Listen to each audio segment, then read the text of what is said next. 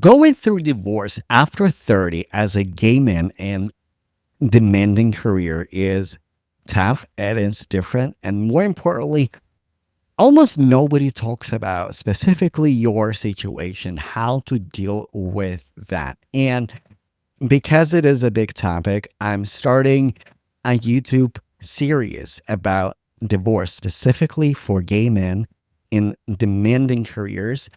If you are receiving the separation, it is normally a lot harder. And all of those psychological aspects, adjustment difficulties, they're normally intensified. So I was the receiver and I went through a divorce myself. So I will bring some of the parts of that story and later on in this video and in the series on the divorce, I'm also going to bring my husband to this conversation because this is something that we went together. But without giving any spoilers, we're going to talk about the what happens on the psychological level, on the social level, and on the systemic level when you are going through a divorce. So, three components: psychological, social, and systemic. Two parts of the divorce: a part who is initiating the divorce and the party that received the divorce. Those are two different experiences, the same outcome, different psychological challenges that both party will go through. So one thing that is mutual and pretty much for both parties, it is a psychological effect, right? In divorce, especially after a long-term relationship, especially later in life, it can be difficult. And this is something that I'm helping men to go through. And I would like to be a resource for that as well. So let's go back to a divorce. Let's start with the psychological component. In this part one, I'm going to give you more like general, like the map of the divorce for both parties. And then the next part, I'm going to talk about the receiver because the receiver, spoiler alert, is kind of gets a little bit harder than a person who initiates. Not all the time. Again, like divorce is such an intricate and complicated topic that I cannot stress it enough. Your situation is different. And I would advise seek support from affirming provider, from affirming professional who can understand your situation. So, psychological component on both sides, grief will be there. It will look a little different if you're initiating the divorce. It will look a little different if you're receiving the divorce or separation, right? This, by the way, will work even for long-term relationship. If you were not married, but you're breaking up and you live together, legal situation with the divorce will intensify this experience because there's a legal component involved as well. It will intensify psychological, social, and systemic part as well. All of them. But even if you're not married, like it is still challenging and difficult. Adjustment. So in DSM-5, we have adjustment disorder. Adjustment disorder is psychological disturbances. Can look like anxiety, can look like depression, feeling depressed, sadness, confusion after significant life events. And divorce is a significant life event. Adjustment difficulties will look different on both sides, but also there will be quite a few similarities. And identity disruption or identity changes. That is on both sides. That is absolutely on both sides.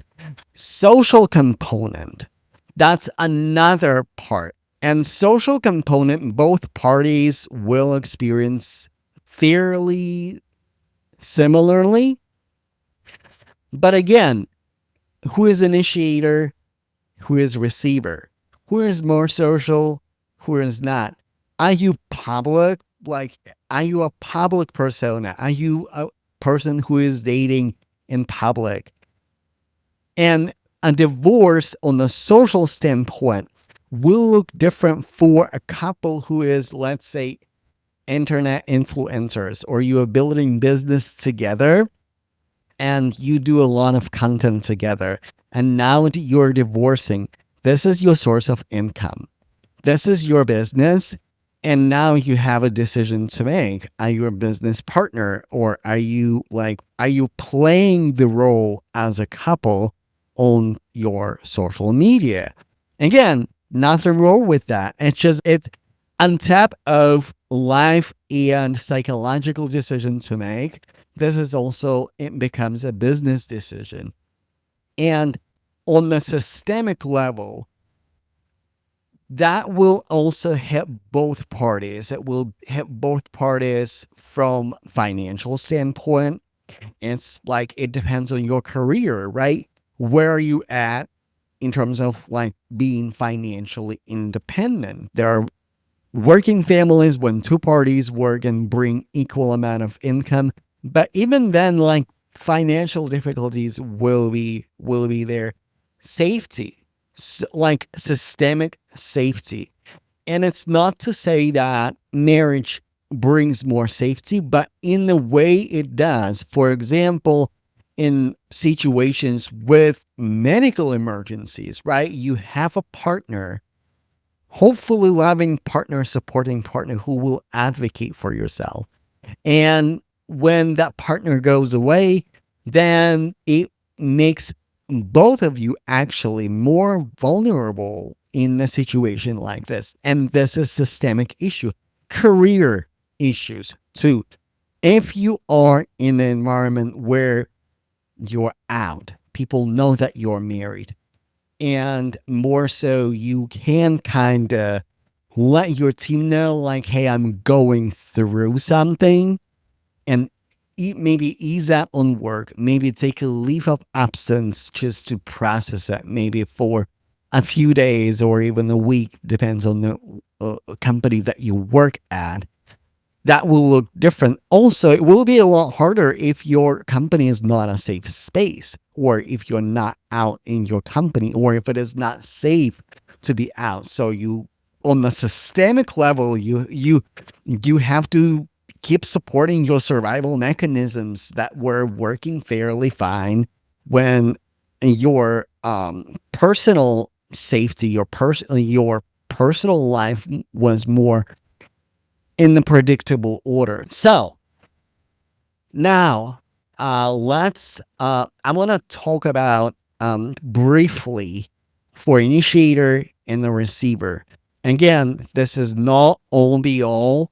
I'm going to break it down specifically for each individual, and I'm going to give you a practical advice what to do if you're going through a divorce.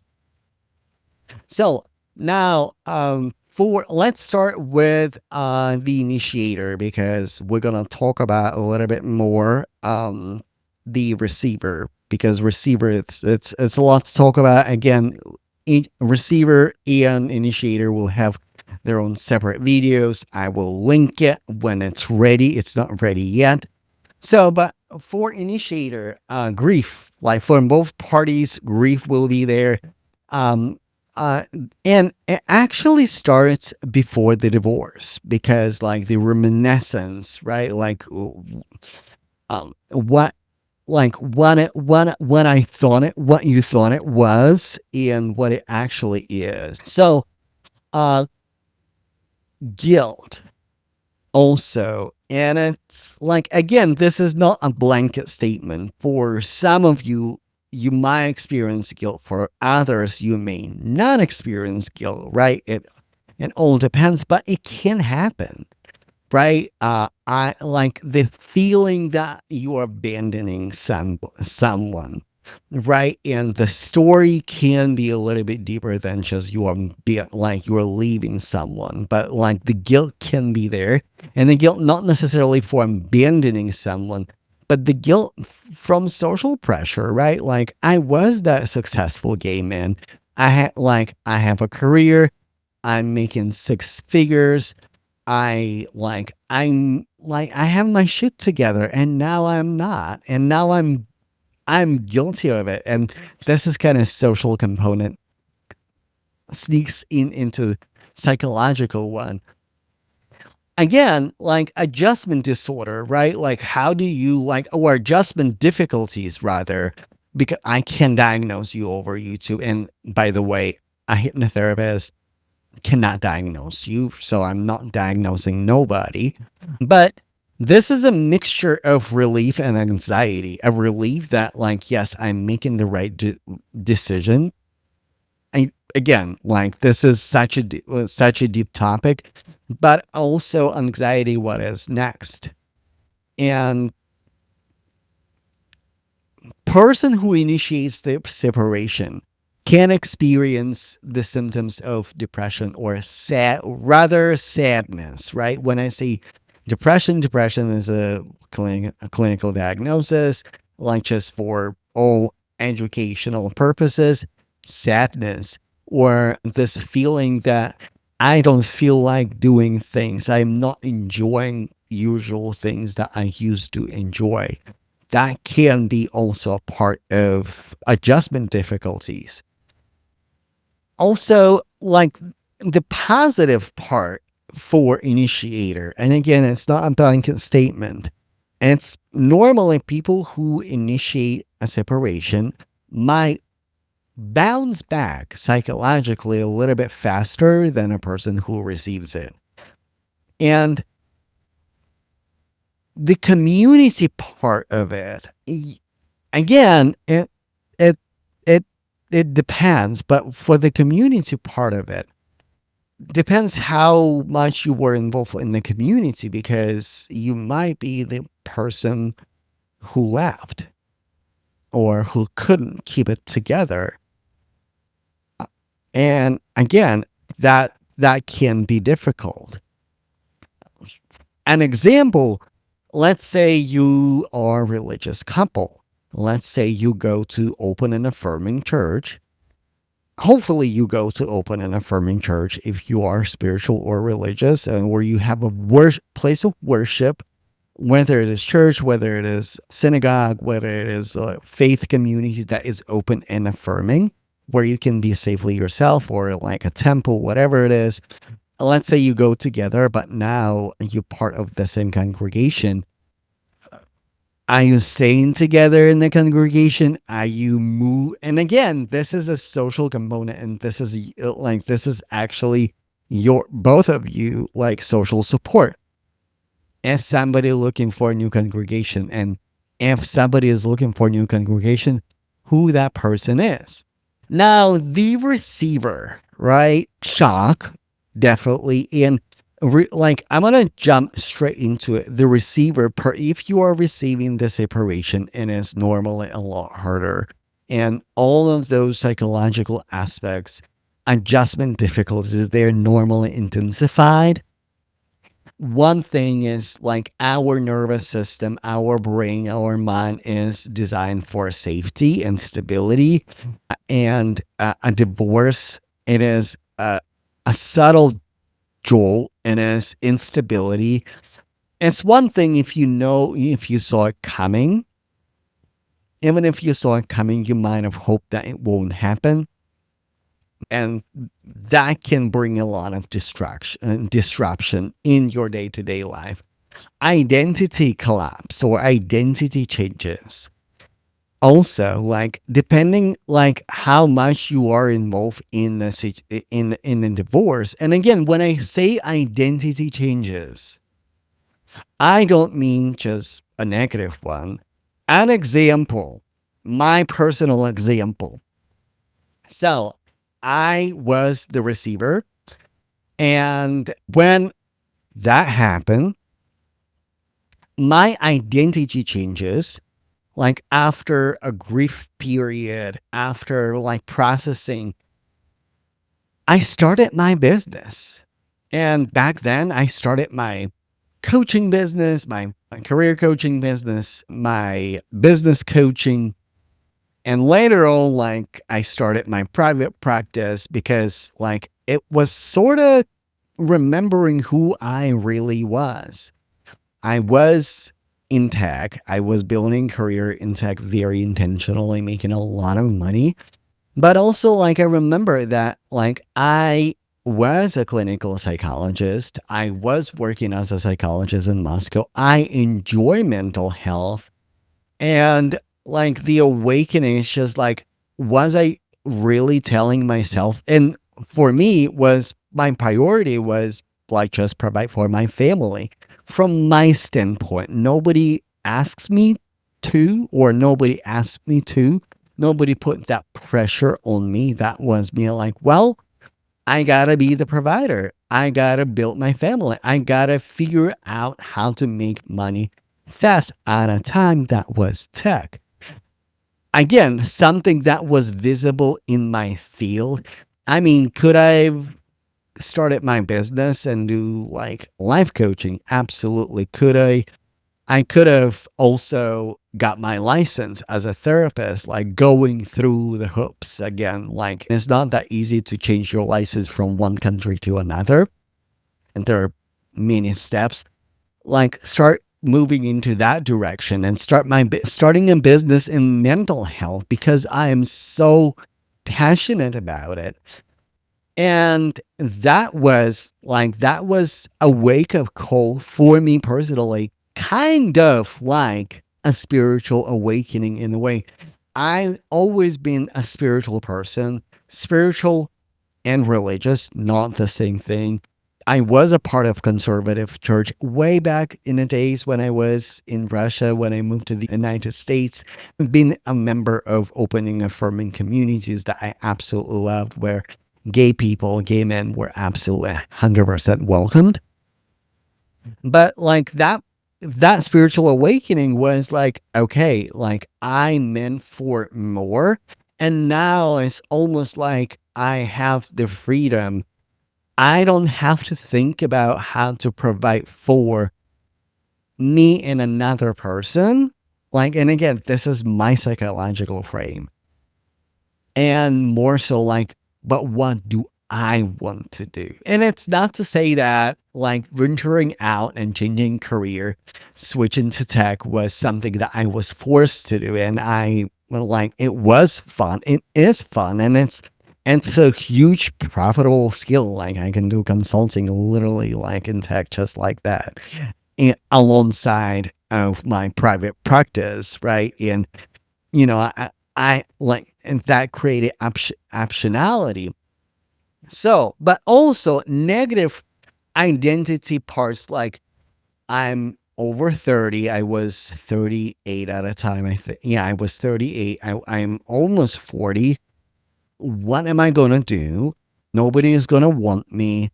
Like there's a lot of negative self talk. Also,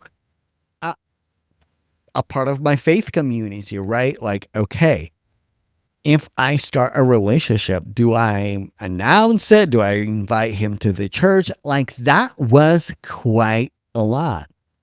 But this is to bring that point home.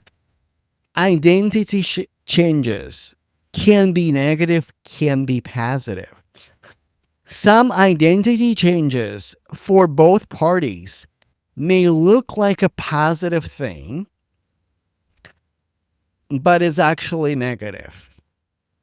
For example, you had a stable career and no plan, no vision, no calling. I'm going to start a business on my own because whatever. Or like, I don't like my career anymore. Or I just don't like what I am doing. I'm reinventing myself, but there's no plan, no vision, no moving forward. You burn the bridges, but there's no path forward. That can be also one of the identity shifts. Also, like the identity shift, negative identity shift. I'm not dateable. And not in a way that nobody will ever love me, but nobody will ever love me in a way as I was loved by that person or what I had with that person. And that is a big and heavy, and I'm going to break it down in another video because there's so much to it. And also the survival mechanisms and survival triggers, they will be activated because now, like, okay, it's just me. I need to provide for myself. I need to make sure that I can provide for myself because there's no backup plan. There's no other person who can get a job and pay the bills if you are sick, not able, or your unemployment gap lasts a little bit longer than it should. So there's no safety. Like, this is the systemic thing. This is the systemic part, right? Work, right? And it's almost like double pressure.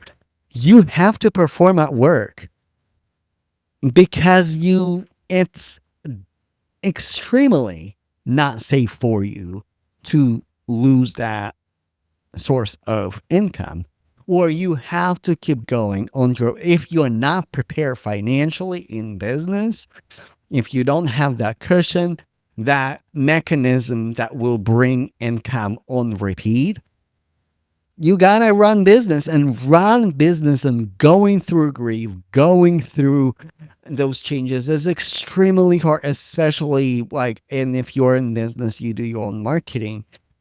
Even if you're a CEO, marketing is your responsibility. And especially as a solo business owner, like that is a lot. So now, what to do with that? I'm going to provide you a few resources. Number one, I encourage you. I know it's hard. I know it feels like a disaster, but I encourage you. Don't assign the meaning or don't look at your divorce as a part of the journey. Catastrophizing, it is one of the most disruptive psychological mechanism that will affect you very negatively. And I know it's easier said than done, but even if it feels hard right now, it will pass. It is not the end of the world. Number two, reconsider the pedestal of the relationship. Your identity or your self-worth doesn't inherently depend if you're single or not. It doesn't matter. You are valuable. You are important. You are loved. You are enough just as you are, whether or not you are divorced, whether or not you just broke up, whether or not another person said something to you that makes you feel this way. It might be the feelings are real and they're yours, but this is not the actual reality. Seek professional help. When it comes to professional help, this is what I did. I went to a therapist, to a licensed therapist. Another addition is hypnotherapy. Hypnotherapy can be extremely effective with things like PTSD or things that look like PTSD, like adjusting after stress. And especially because there's a lot of identity parts that you're going to work through, but also with hypnotherapy, you can access your unconscious beliefs, your unconscious wounds, your unconscious parts, or the parts that are not on the surface, and help your unconscious or subconscious mind to reconstruct your identity in a positive way. And hypnosis can be absolutely powerful thing. And when I say hypnosis, I mean clinical hypnosis, hypnotherapy that is done by a professional who is who knows human psychology. I went to school for it. I have a master's degree in psychology. I worked as a psychologist in Russia. I work in mental health in organizations as a case manager, youth counselor, social work professional in the US. So if you need support with that, I would be more than happy. Look at the description for this video or go to goodhypnotherapy.org. That's my website, Good Hypnotherapy. It is my private practice name, goodhypnotherapy.org. Schedule a consultation, 15-minute free consultation. See if it is a good fit, and I will send you all the forms to fill out, like super easy.